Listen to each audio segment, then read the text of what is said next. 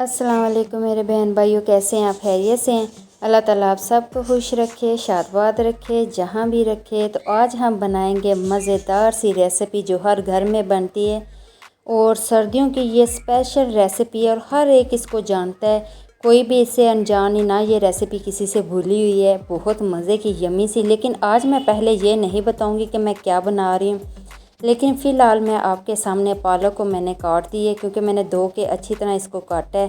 काट के इसको एक बाउल में डालेंगे।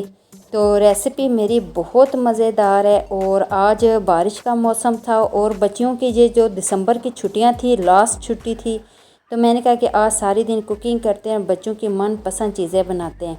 तो यहाँ पे मैंने आलू को काट लिए है और साथ ही मैंने एक प्याज काटा है, साथ ही सूखा धनिया और कुटी लाल मिर्च और चाट मसाला और नमक मैंने इसमें हस्बे ज़रूरत अपने इंग्रेडिएंट के हिसाब से डाला है, अपने टेस्ट के हिसाब से। तो मैं इसमें डालूँगी अब बेसन मैं इसमें डालूँगी 4 से 5 चम्मच। अच्छा जी, बहुत मज़ेदार ये रेसिपी है और ये एक रेसिपी है, लेकिन इसमें बहुत सारी रेसिपी आ जाएंगी। वो मैं आपको लास्ट में बताऊंगी कि एक रेसिपी से हम बहुत सारी रेसिपी कैसे तैयार करते हैं। तो हल्का हल्का पानी डाल के मैं इसको अच्छी तरह से मिक्स कर लूँगी, लेकिन मैं इसको थोड़ा सा सख्त रखूँगी, क्योंकि प्याज जब नमक मिर्च डालते हैं तो ये अपना पानी खुद छोड़ता है। जब ये पानी छोड़ता है तो वो ज़्यादा नरम हो जाता है, तो इसीलिए हमें ज़्यादा नरम नहीं करना, इसी तरह इसको रख देना।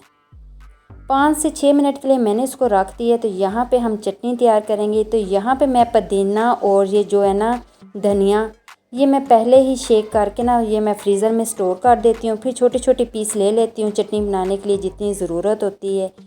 तो यहाँ पे मैंने ले लिया है दही के अंदर इसको हम तोड़ने की कोशिश करेंगे, क्योंकि ये बिल्कुल फ्रीज़ हुआ हुआ है।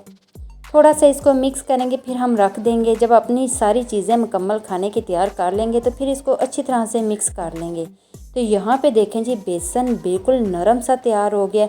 और अब हम इसकी करेंगे सब्ज़ मिर्च की फिलिंग्स में हम इसके अंदर इसके बीज हमने इसके सारे निकाल दिए और इसके अंदर भरेंगे बेसन में, यानी कि आलू प्याज मैंने डाल दिया था पहले ही आपके सामने। अच्छी तरह से इसकी भराई करेंगे। बहुत मज़ेदार ये सब कुछ बना था, बहुत कुछ बनेगा अभी, आप देखिए तो सही। अभी तो सिर्फ ये सब्ज़ मिर्चें हैं, अभी तो और बहुत कुछ बनेगा।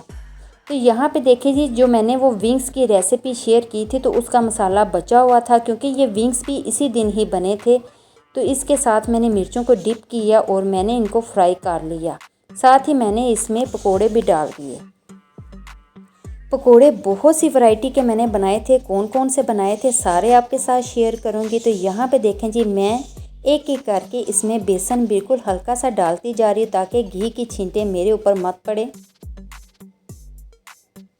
जब आप घी ऑयल का कोई भी काम करें तो बिल्कुल एहतियात से करें और बिल्कुल आहिस्ता से करें, ताकि छींटे ना आप पे पड़े। एक तरफ से फ्राई हो जाएंगे तो फिर हम इसकी साइड को चेंज कर देंगे।